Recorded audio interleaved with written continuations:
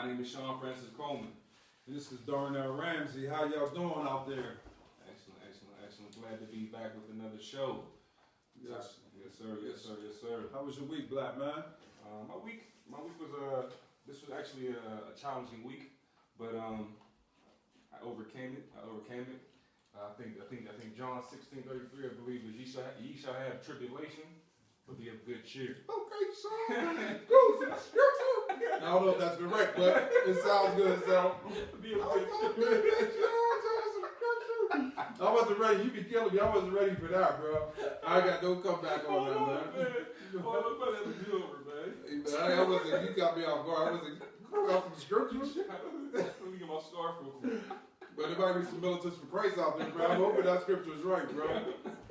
Yeah, we used to have some guys called militants for Christ. They was very some young ninjas in Christ, man. But good people. But on a serious note, how do because we always talk about different issues on the show, man. But how do a good brother get through some issues that he faced with? And I didn't know that we're gonna get into the topic, but that's a good lead-in, for men and sisters out there listening to us. So what do a good brother do? What brothers do? Because in the media they show that we're angry, we always pulling out guns and shooting people. Mm-hmm. You know what I'm saying? So now, give our listeners a different perspective on how a good brother deals with the issue. Oh man, so many ways. I think that a good brother has to first, if you haven't been doing it in a healthy way, I think you got to take a step back. They call it the balcony effect. Okay. Take a step back and look at the situation and really try to recognize, like, if matter of fact, one of my clients that I had this week, he said that one of his friends had passed away, and his friend was just so crazy, like he was impulsive, he would just do anything off his impulse. And he said, looking at him, I realized that the choices he makes off his impulses really ain't healthy. Okay. So one of the ways is to really recognize how do people in your circle handle their problems, and do you think that they're getting healthy outcomes based off of the choices that they're making. Okay. That's one way. Okay. And be courageous. If it ain't, again, you talk about our good brothers, whether you black, whether you whatever. I think sometimes, depending on your culture, you are deemed to handle your problems a certain way. You got to be courageous to say to yourself, I'm not going to handle myself that way. I'm not going to handle myself that way. Yeah. Not to mention one of the things that I always say that, for one, just know that you are going to have problems. Right. I mean, that's a given. Ain't nobody living on this earth that don't face problems on a regular basis. So keep that in mind. But one of the things that helped me in my later years, because I was a hothead or whatever, and made impulsive decisions, is to sit still for 24 hours. Okay. And whatever something that in anything, whether it's career, whether it's personal, whatever, it's best to don't react. And we're gonna talk about that in the show because we have some impulsive reactors out there. One of our topics that we're gonna cover today. That's one of the things I've learned. Like sit still for 24 hours, let it marinate. I've never been the type of person to argue with people. I like arguing over sports. But if I have something in which I need to deal with somebody, I try not to be impulsive and make impulsive decision because that person might not get over that. Right. Even though you may say sorry, but sometimes sorry doesn't resolve the situation. So when a good person, period, not a good brother, but a good person, when you're dealing with problems, it's best to really marinate and sit on the problem so you can think of it critically and find out how to get out of it. Because sometimes if we react impulsively, we might make that problem bigger than what it is. And then that becomes your way of life. That becomes your way of life, and we see that in certain places and certain people. How was your week, man? Oh, my week was good, man. One of my weeks were incredible. I haven't had an incredible week. Finally got my website up, man. My website with all my services is something I've been working on for a couple weeks, man. I've been working on. So yesterday I finally put the stamp on my website. Looks nice, man. Appreciate that. Got some cheesy business cards. I'm waiting for my business cards to come back, but that was a load off my plate, man. It was huge, and what I told you before we were talking about on the show, because I know we always talk about my book. My book is soon to come out. However, you know, the more important thing, the more pressing thing was getting my website and getting my services out there. You know, this is the way that I plan on eating, and I know, you know, God has put this in me to put these workshops and these services out to the public. So I'm looking forward to, you know, telling you all a website at the end of the show. Hopefully you all, you know, listeners, and you know, may know some people's, and I go through my contacts as well to, you know, have an idea of some of the things that I want to, how I want to impact the community and how I want to start to build my legacy. You know, as God, you know, takes me on this journey through life. So, you know, we put a lot of work in thanks to all the insight from you all, as well as, you know, the travels that life has brought my way to actually have me think about these workshops and what I think that the world needs. So to sum it up, man, I finished the website, man. That was huge, man. That was a big load off my plate now. So off to the book, and now I'm getting the book out there next. So I've been learning how to do one thing at a time, man. Multitasking, I think that's overrated. Do one thing, knock that out, move off to the next. So I've been learning not to multitask in my latter years. That's a great leeway into segue into the topic you talked about, multitasking and doing things one by one. Mm-hmm. I always laugh at Brother Darnell, and our title for this week is Technology and the Impact It Has on My Life. We want to take a look at the pros and cons. And I gotta laugh when I see Brother Darnell typing with 2 fingers. You know, you're talking about. And I believe that you are doing things one at a time, because you only use 2 out of your 10 fingers to type. Well, man, how you gonna pull out my inequities, man, for the world to see, bro? Now, I mean, that's only the people that know me closely, you know, about my inequities of typing, man. I'll see you one time. I said, Darnell, you type them pretty. You got them like pistols. Like. That's how I pull my joints out. Like pistols, man. That's how I type. Yo, y'all gotta see the video where he said I pull my fingers out, man, to blow my joints like guns, like 40. The joints come out smoking. Yeah, man, I'm nice with Darnell Rams. That's what I joint quickly, but you throw a big word up in there, it might be problems. Let me ask you that though. I think that I don't know what generation it was. I think what computers kind of got hot, like what, late 80s, early 90s. Like, what was it like? What was it like whenever that technology kind of hit the stage? And you know, like, what was like? I think I was like probably 6, 7 years old. You know, I wasn't even really thinking about that yet. But what was it like for you as a teen? That's crazy. The remarkable thing is, man, my 8th grade research paper was on computers, man. Okay. My 8th grade research paper was on computer. I still remember that. And I remember going to the library in Carnegie Mellon. They used to take us field trips over to Carnegie Mellon. But I remember that was the beginning of the evolution of computers, man. Okay. And I mean, it's early 80s. But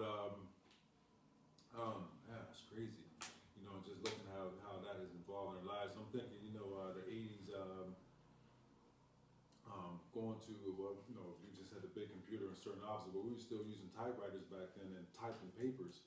I'm thinking like, you know, the Atari and ColecoVision, you know, the games that started becoming computerized. Damn, I was a part of that movement in the, you know, the 70s and 80s. But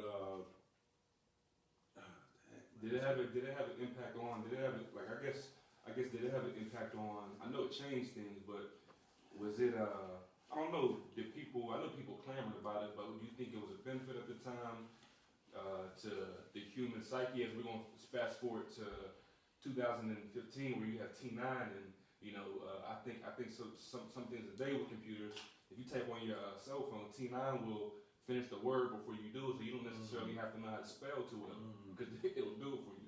And that's crazy, because I know I wasn't even expecting that, Sean. Again, I'm thinking that like when computers came in and they become so accessible like they are nowadays.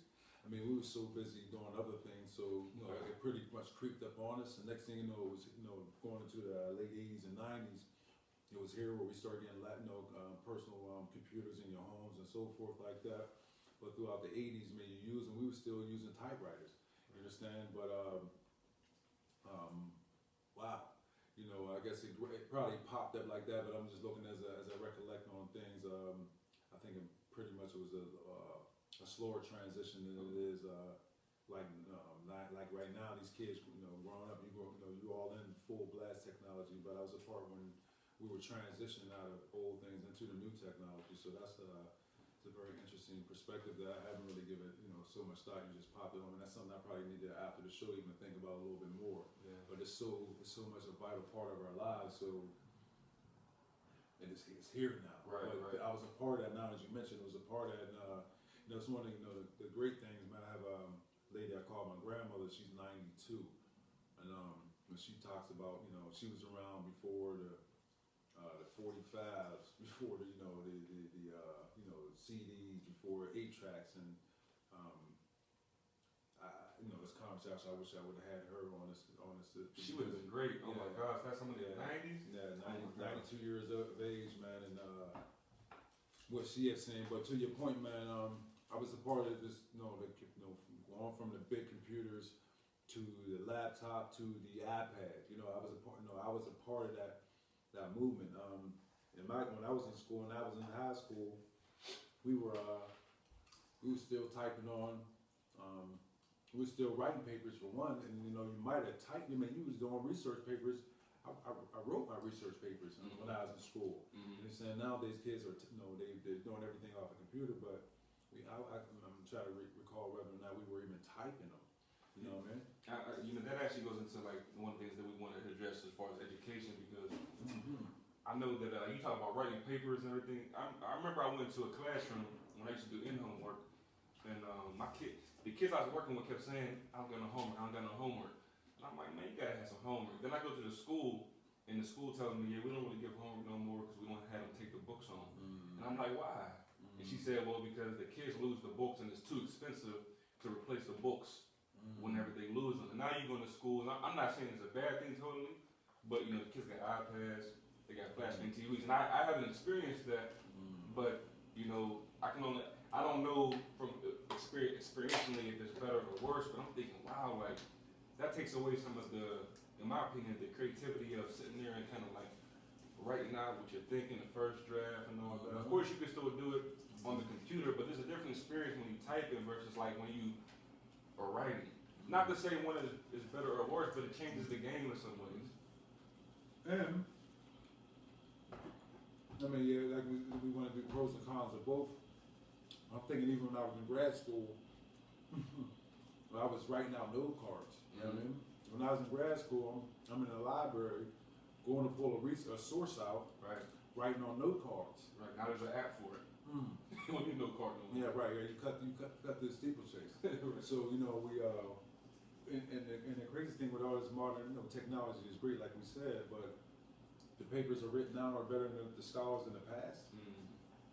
That's a great question. I mean, most of our books were written, the great books were written well before technology. You know what I mean? Books that some of the kids are still reading nowadays, it was written when there was no technology. So now we're saying, well, these people are so outdated that they don't know what they're doing. Right. That technology is the way now.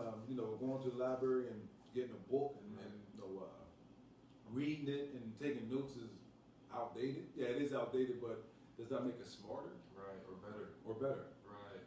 That makes me think about too. Like I always actually that's one of my conversations that I have. On the toilet bowl by myself. It's like does like what's greater, like the invention of the original or the improvement of the original? Because the original was like like a car. Nobody necessarily has created a new form of transportation. You're just trying to improve the original. You know what I mean? Like, what's your thought on that? My thought, Original. I guess, if I had to pick one, I guess I would say the original invention. I would agree with you. The original invention, because you came up with the seminal idea to create this thing, and even though you might not be there to improve it, they haven't created something to challenge it to make it go away. It's still here. And we sitting here crushing some popcorn, everybody. We watched the video. I put my skills to the test. You know, y'all always see us joking around. I just want y'all to see us munching. This is what good brothers do when we thinking when we hungry attack. So helps the mind. That helps the mind. So might make our jargon seem unclear, but it's some good popcorn, bro. If I may say so myself. If I may say so myself.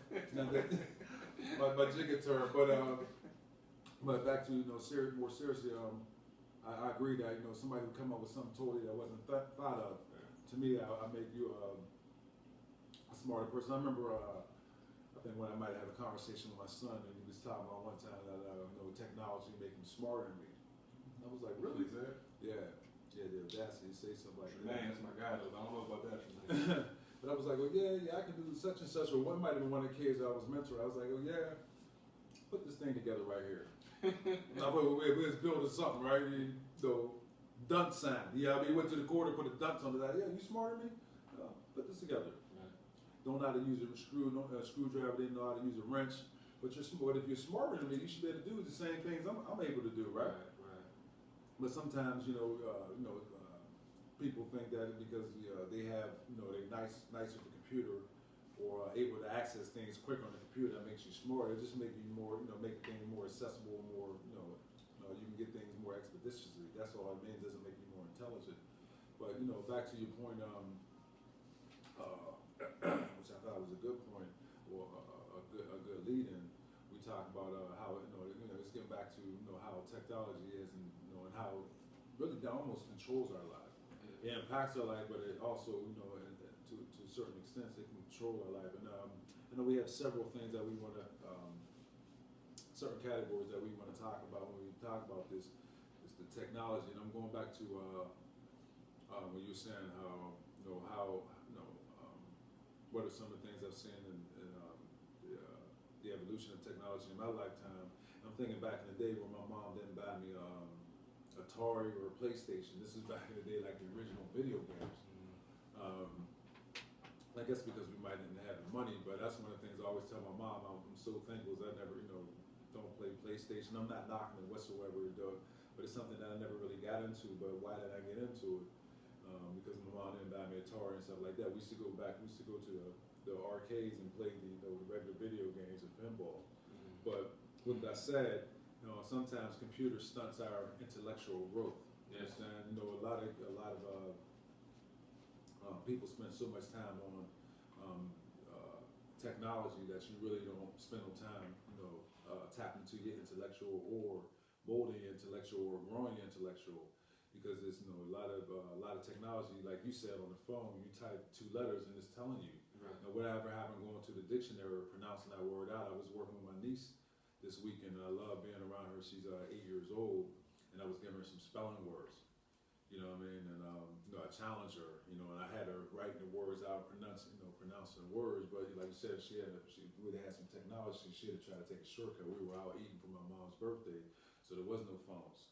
So I'm challenging her to tap into her intellect. And I think that's what we have to do for ourselves. Because I noticed that I like to do that.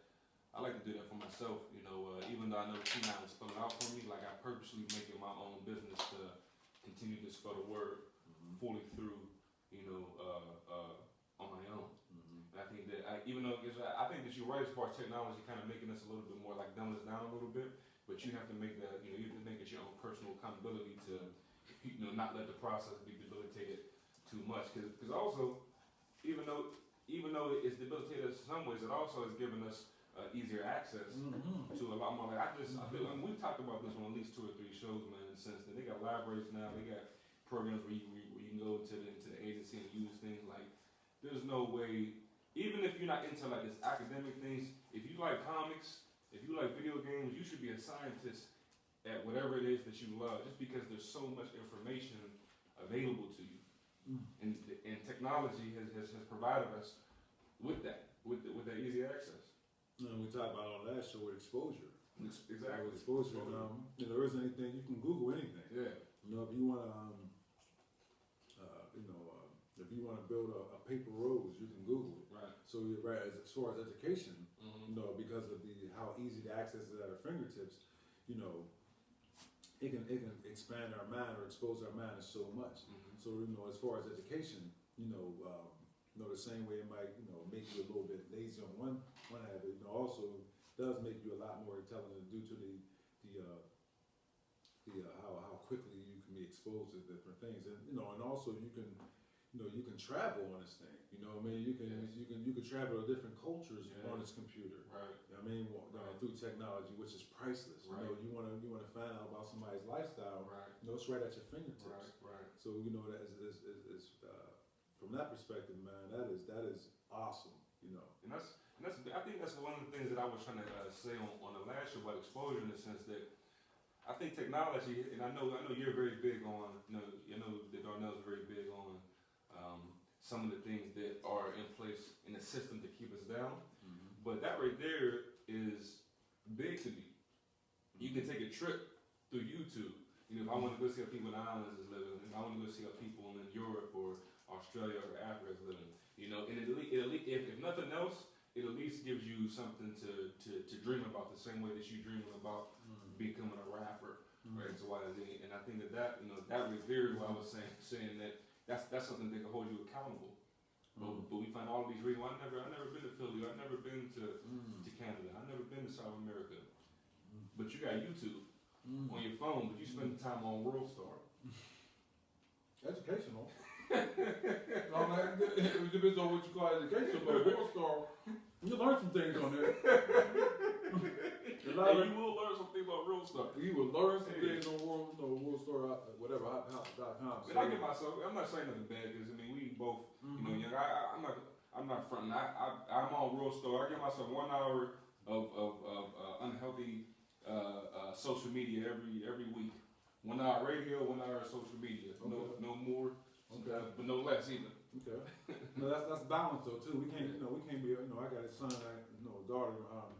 My daughter have she'll when she come visit me, she'll have me. My daughter will have me watching that. So I don't think it's we can't get to the point that we think that we almighty, where we don't have the we can't access this. We're better than that. No, you need to you need access to stuff that because you need to know what you're dealing with out here too. And it just makes you a more well-rounded person when you have access to certain things. Again, education through that computer. You know what I mean? It ain't all bad. It's necessary. Especially when you're dealing with if you want to be effective with all populations. You need to know what they see, and you need to know how to adjust your game to be able to be effective with to them when you're trying to communicate certain situations to them. Let's I know that in a couple minutes we'll go to a commercial break, but real quick, let's start the conversation about the impact on like relationships, like technology and relationships. I think both interpersonally and personally, and I guess one of my biggest things is that being a therapist, I think it's so funny that instead of going to a therapist now or talking to your friend or talking to your mom or your best friend, all of a sudden now Facebook, Instagram, and Twitter are your best friend. I have a problem with person A. Instead of dealing with person A, I go on Facebook and say people ain't real. Ain't nobody real. Hashtag shout outs to realness. You know what I mean? You know what I mean? Like if I real shout outs to all my real ones. But whenever technology wasn't here, it's like there was more of a incentive to you had to go deal with at least I would say I would go deal with that person. But instead of me, dealing with my emotions in that way and going to confront the person, I get impulsive and I got this nice thing in my pocket called an iPhone. And I got Facebook, so I'm gonna just let everybody know I'm exposed not only my situation but my insecurities. Wow. You know what I mean? And the crazy thing is, as we were getting ready for the show, we went on Facebook. Somebody was on Facebook. They have, and one day they have, something about God, and then 2 scrolls down, they have, some drugs. That was oxymoron I've ever seen before. But when you talk about certain things that you get exposed to on Facebook, and we hide behind that. Technology allows us to hide behind something. You know what I mean? When you're on these blogs, you hear these ignorant or these racist people making these comments behind a made up name or whatever. You know what I'm saying? It allows you to have back to, getting back to your point of relationships. Some of us feel more comfortable sitting behind a computer to deal with relationships. Right. It's crazy to see, my niece or, seeing, kids out in the community. They can be in the same room with somebody and text them. In the same room. Text them. Yeah. You know what I mean? Or, young people, they got a girlfriend. Like, how often do y'all spend time? I ain't never seen her. That's your girlfriend, bro? Yeah. But y'all texting her. Well, we text. And we talk on the phone. Like, whatever happened to spending some time getting some live voice or, some face-to-face time and really getting to know somebody. Face-to-face time? But we got FaceTime now. We got FaceTime. Right. And I'm sorry, prehistoric. Yeah, I mean. And that's a big thing, though. Because I can look at myself, and me and my wife, like, we have to at least have the conversation, like, no phones. You know what I mean? So me and Darnell are talking about this from a point, like, we have it all figured out, and we're monks, no disrespect to monks. But me and my wife, whenever we go out, like, we find ourselves, this time was meant to be intimate, and we like this, And we like, oh, wait, no phones. Because when you do it, you almost do it, like you said, almost like it controls your life, if you're not conscious of it.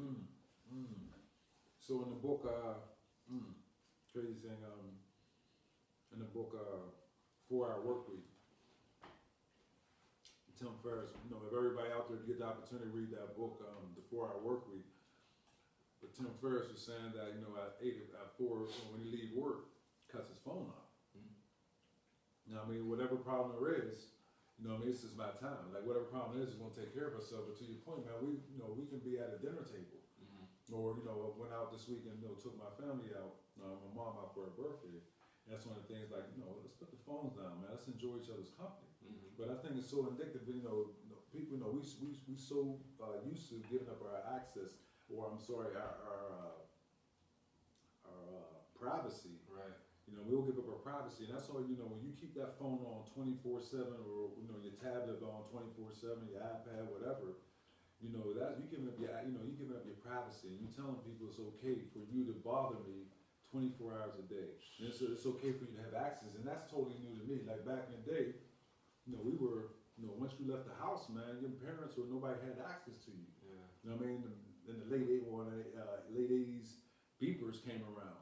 Understand? And now, that's kind of amazing that you have somebody have access to you all day, every day. And that the youth out here think that it's always been like that. But I'm like, in the 80s when I grew up, man, people ain't have access to you, man. There was a lot more personal relationships that went on because, you wasn't distracted. You sit in front of somebody, man, you get tired of, every 5 minutes you're checking the phone like, damn, you don't see me here, or what do you have? And if it's business, please handle your business. But a lot of times we just having general conversations or posting on Facebook. So you mean tell me that that's more important than my presence? Right. You know what I mean? My presence is a gift. Right. You understand? So while you have my presence, please, utilize and appreciate it. Right. But that technology on that perspective is really taking out the personal connection between one another.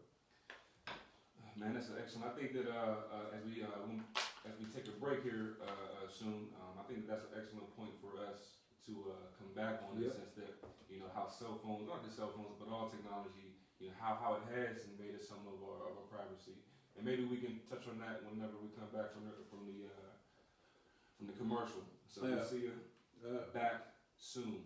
Yeah, well, and also we come back if you want to add in, we might shield a couple questions. Yes. If you're on the phone, you can dial *1 to let the engineer know that you're in the queue. But like Brother Sean said, we're gonna go to commercial break, and we'll be back with conversations with good brothers and the impact of technology on our lives.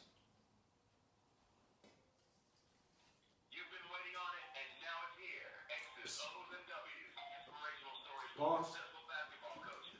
Fire.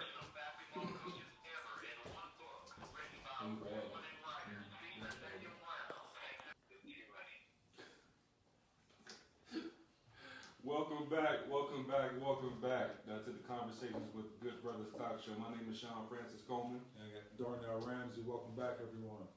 You had made a comment about the invasion of privacy, and I just wanted you to elaborate on that a little more, because even sometimes whenever you get these apps, it'll ask you, like, you want to post a picture to say, can we access the rest of your phone? And I'm wondering what the unconscious results of you allowing an unknown entity to access stuff that might be private. And there's always a bigger picture. I mean, we think that they ask you questions. There's a reason why they ask you questions, and you give them permission. As soon as you buy a cell phone, you have gave it permission. As soon as you buy an iPad, you have gave them permission to invade your privacy. Right. And I've always been a very private person. One of the few things that I think that you are in control of in your life is your privacy. You have to give that up. We all have to go work for somebody at some point of our lives. So you have to pay your bills, but after that, when you leave work, you are in charge of your privacy, and who you allow to come into your privacy is your choice. And since the evolution of technology, we have been willing to give up our privacy, willing. The crazy thing is that people.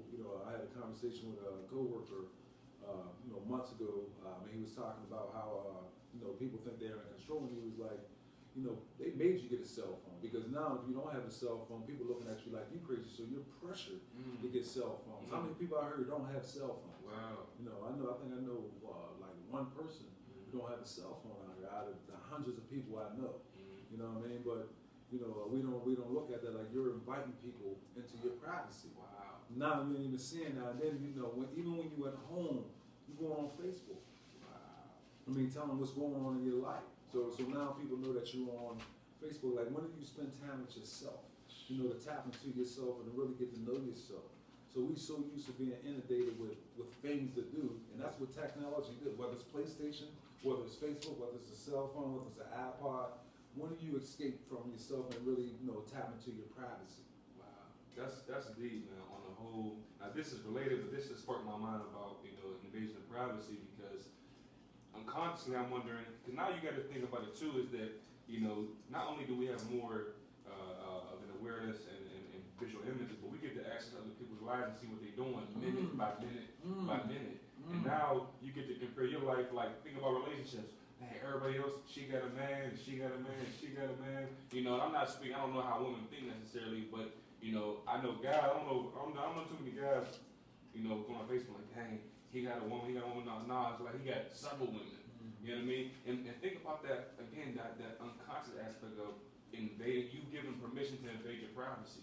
You know what I mean? Like, what benefit does that have on your personal life?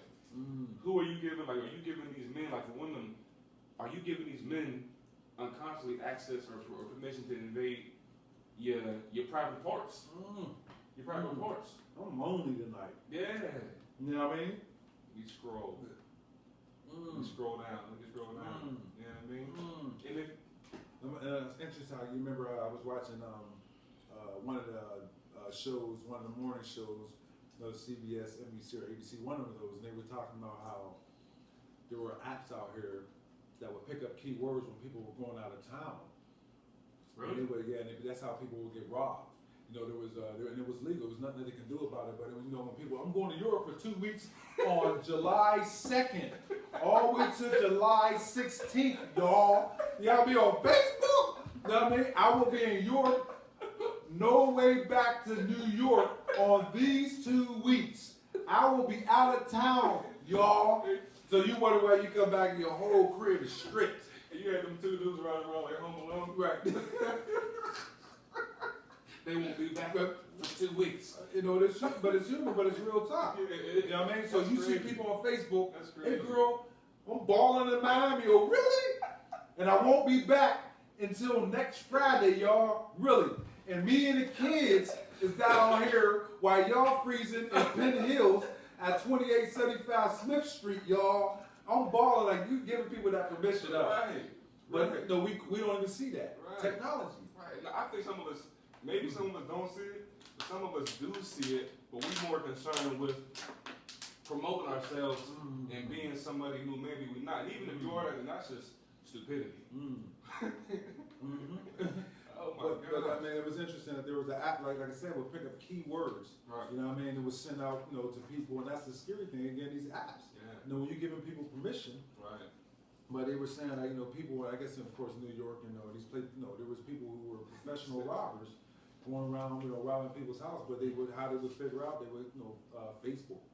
You know, I remember that dude. You remember the commercial with the dude who like he was promoting identity theft protection? And he would put his number on that big truck. I don't know if this is true, y'all, but I heard that he actually became a victim of identity theft for doing that. Oh, really? Yeah. Technology.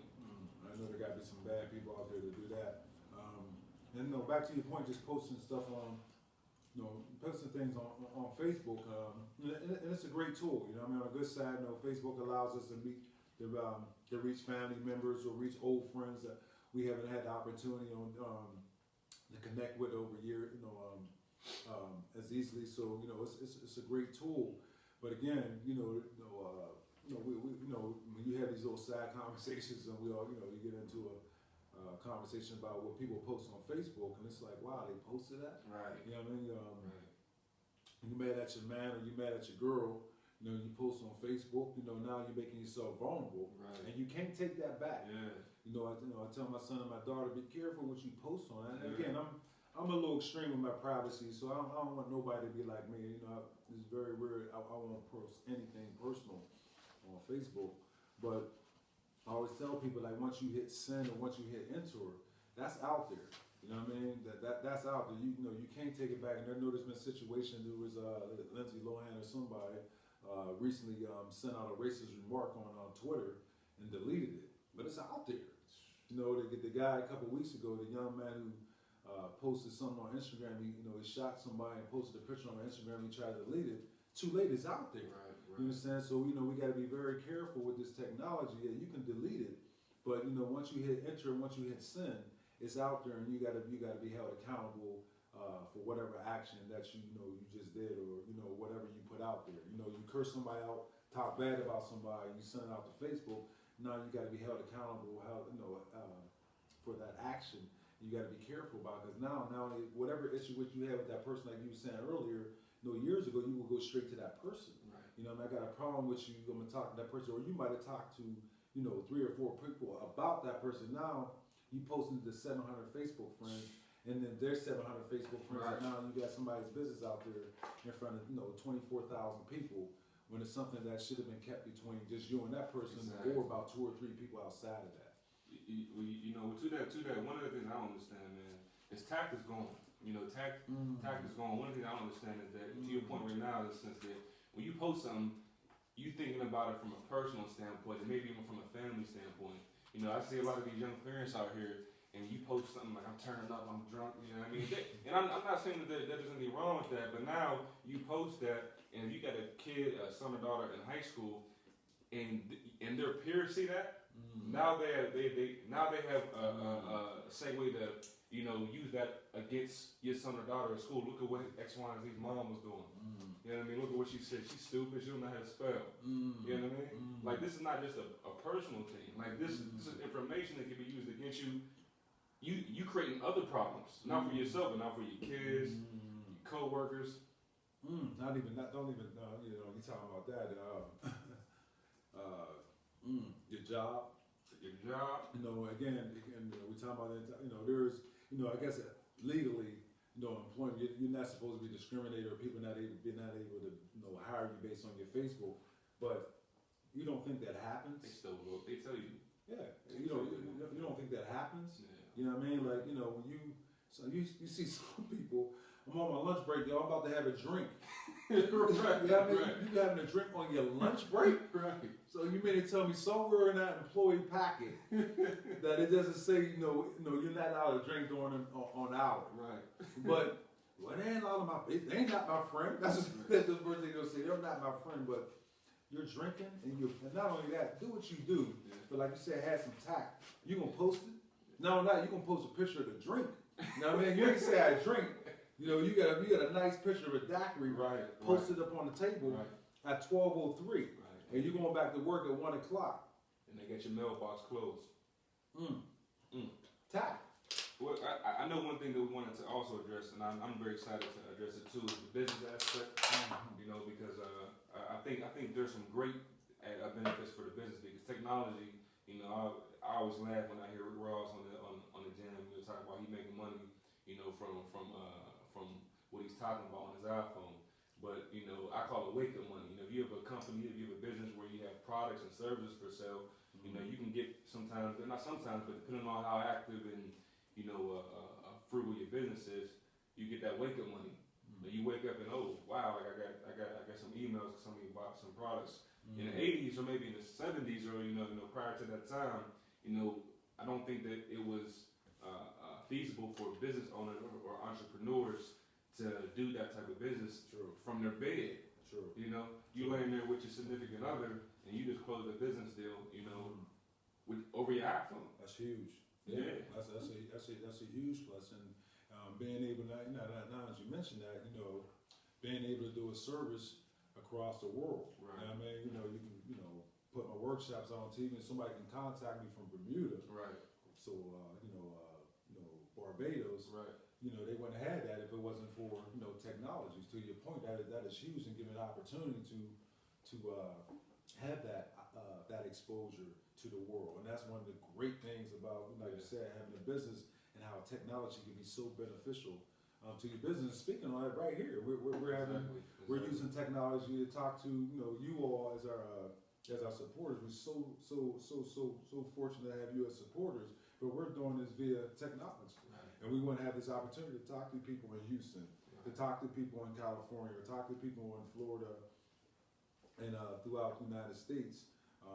Even St. Thomas, we had a caller who's coming to call in from St. Thomas. So, we're fortunate because of technology. Like you said, now our voice and our thoughts are being heard throughout the world. So that's huge. And then because, to your point, because of technology, we had this opportunity. It's amazing. It's an amazing thing, man. It's an amazing thing. It's an amazing thing. One of the things as far as technology that I wanted to discuss, with some of, I don't necessarily think, again, I don't think it's necessarily a bad thing, but I wanted to kind of go back to that whole identity piece. Like you had said something about the young man who shot somebody and put it up on social media. Real quick, hold that. Always want to address our calls. We're going to be kind of brief on the call because we got 15 minutes caller, but we want to make sure we get to. We have caller ending in 5558. Caller 5558. Please, welcome to the show. Tell us your name and where you calling from. This is Yolanda calling from Atlanta, Georgia. Hey, welcome, Yolanda. How you doing today? Hey, Yolanda. I'm doing well, thank you. Juan, Bridget. Juan. I wanted to touch on a couple of things about technology and the impact of our lives. Yes. I think it's a blessing and a curse. Yes. Of course, it opens us up to a world of information and resources and things like that, definitely. But we have people that don't use it for good. They use it for predators and the hackers. People have information to make bombs and things like that. True. All of that information is available as well as all the good things like recipes. Of course, your audience is able to sit in on your conversations and whatnot. Appreciate it. Yes. One good thing for me, I tend to forget my Bible going to church, but I have it available on my phone. There's an app on my phone for that. So I have access to my scriptures and whatnot, and been able to make notes on my phone.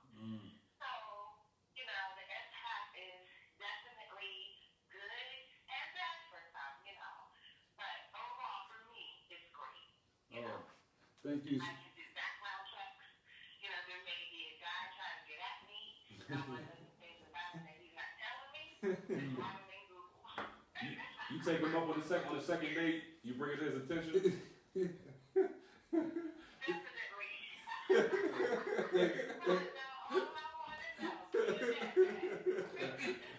Definitely. Thank you so much. I appreciate you guys. Thank you so very much for calling in. Thank you, and that's some good points. You too. Thank you. We're going to take another caller. Caller ending in 3686. Caller 3686. Tell us who you are and where you're calling from. Yes, hi, Tanya, calling from Houston, Texas. It was from Pittsburgh. Just calling in regards to the technology and how it's affecting, our lives. For one, I'm just saying in regards to the children that we have, for today.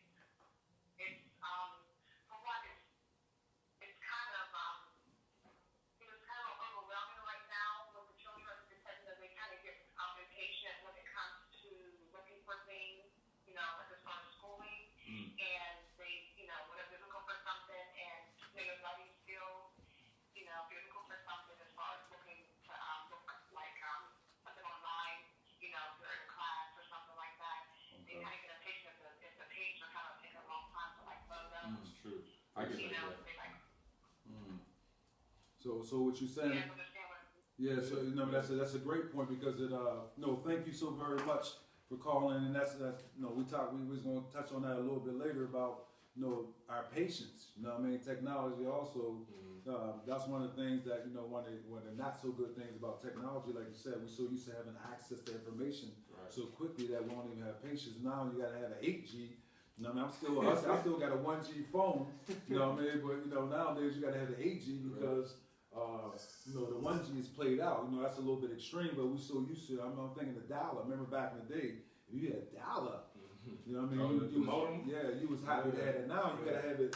You have access right away. But 10 years ago, we would have loved to be able to go on Google. Period. But nowadays, if Google don't answer a question in 2 seconds, it's whack. And I got next thing. Right. I wanted to address Sister Yolanda's. She made an excellent statement whenever she said. She brought up the fact that technology sometimes people use it for the bad, and it kind of sparked my mind and think that whenever something is created, I want to believe that these new inventions aren't created for to do detriment, but the human mind, just like they say, money is the root of all evil. Like the human mind will find how to use a water bottle in a lethal way.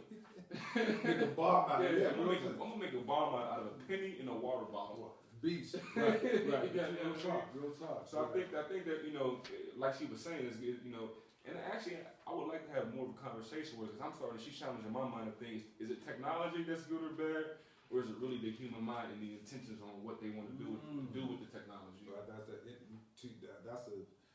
again, thanks for the callers. Thank you so very much. We always appreciate you calling in, especially in particular day. With 2 very good points. But back to Sean's. That's a great point because technology ain't do a damn thing. Right. Just like there ain't such thing as a bad school. School don't live. You know what I mean? School doesn't live. So that's a good point. Is it the human mind that what we do with technology, or is it technology? Technology is what it is. So here it is 9:20, 10 minutes left, and you drop a great point. Right. To the sister who called in, but that's so true. It ain't it's with our mind. Like you said, water is good. Right. Water's good for us, but somebody gonna make that into a bomb. Right. You know what I mean? Like, damn, dude, where did you get that idea from? But that's the human mind. To your point. And they're gonna call it. They're gonna have a name for it called biological warfare. You know what I mean? Biological warfare. This is biological warfare. Hey, don't nobody else buy no more water bottles. Like, we need this to live. Hey, Google, nah. You can Google biological warfare, like Google. That's it.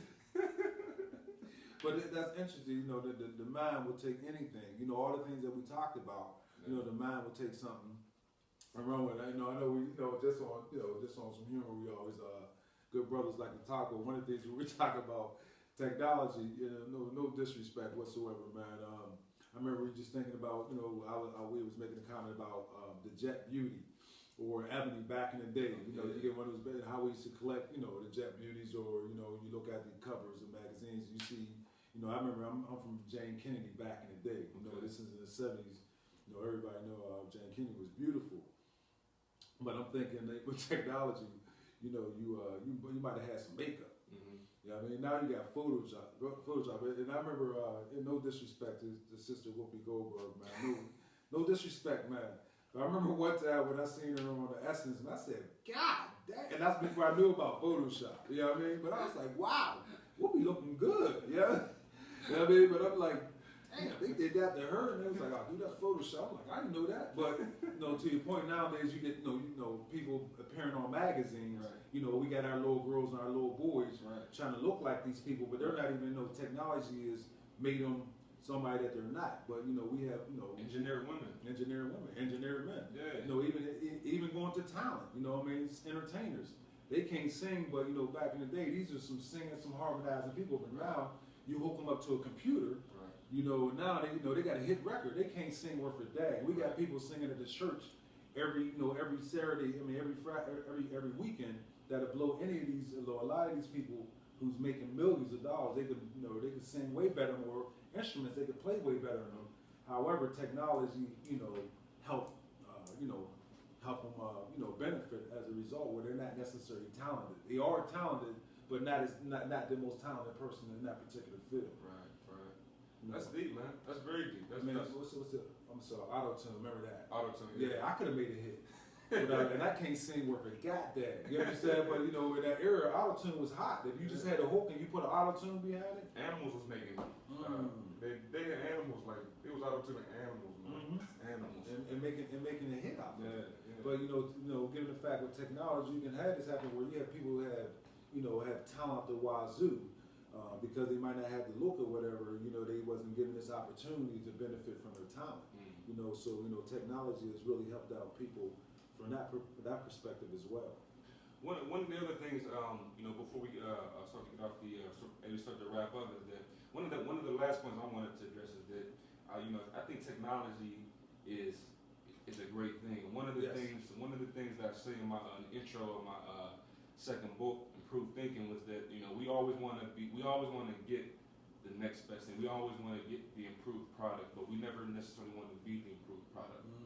We all want to get, like you said, the iPhone, 3, 4, 5, 6, 7, whatever, but we don't necessarily want to be the improved product. And I just would like people to start to explore the idea of, as great as technology is, it can't, at least at this point, replace human authenticity. Because I don't know a robot. I don't know a robot. You can make a robot that look like me, that sound like me, but it can't do what I do. You know what I mean? I create. I can connect with the higher power, with the divine mind. I don't know. Again, I don't know if they have created a robot that can connect with a spirit. Now you are not replaceable by any type. Now in the workforce, they might have things that can replace your service, maybe your what you do, but you can't be replaced by you. You are technology. I think that as I look at a pregnant woman in the human body, to me is the best piece of technology. It's amazing what the human body can do, mentally, emotionally, spiritually, and physically. Like that, I think the human body, man, is just hands down on top of computers, on top of TVs. I heard a quote one time that said something along the lines of, it's amazing what the human spirit can overcome. You could break down. You can't Google that. You can't.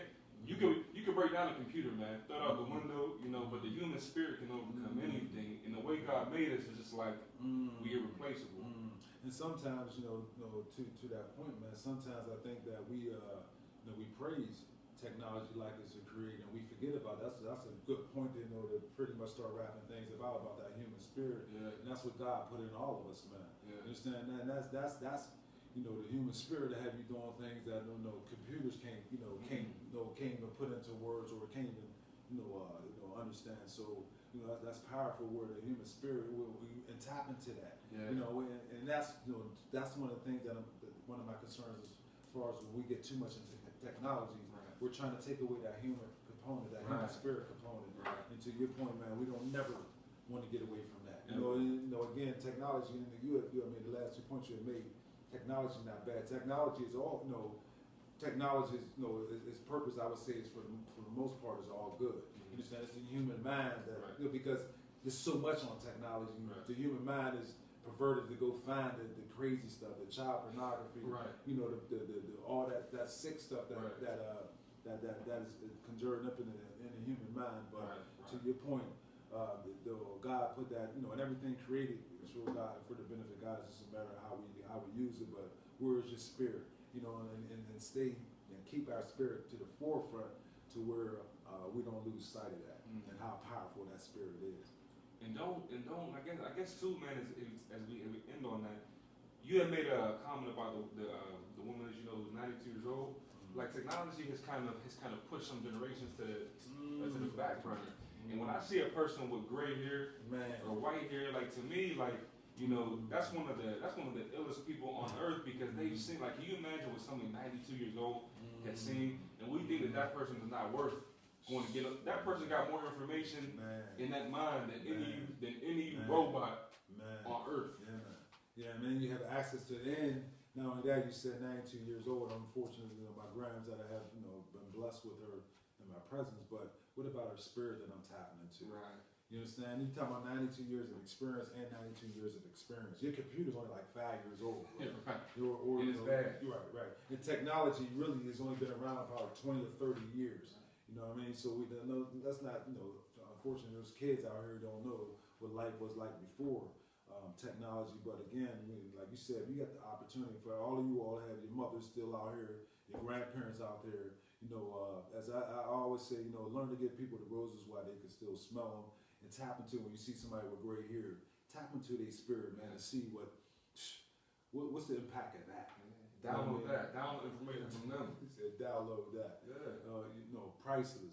Priceless. But once again, good brother Sean, we want to also thank you all for your continued support. Thank you for the callers. Yes, thank you, callers. Very much, callers. Sister Yolanda and Tanya, loved it. Loved the question and the input. I appreciate you too. But like I said, what I want to do is, if you all have your pencils and papers, I'm so excited about, finally got my website. My business is DRS and Associates. My website is www.drsandasssoc.com. Associates abbreviated, drsandassociates.com. Thank you so very much for your support. Please look me up, look at my services, and hopefully I can come and serve you soon. Yes. We want to utilize this technology, phone coaching, phone counseling, and all of that. And my website is www.perspectve.com. It's been another great one, and I appreciate all of you allowing us to share moments of your life with you. I'm coming back again because I'm excited about my website. You got www.drsandasssoc.com. Thank you so very much. Please get in contact with me or Sean. Looking forward to serving you. Give thanks. And expand your perspective.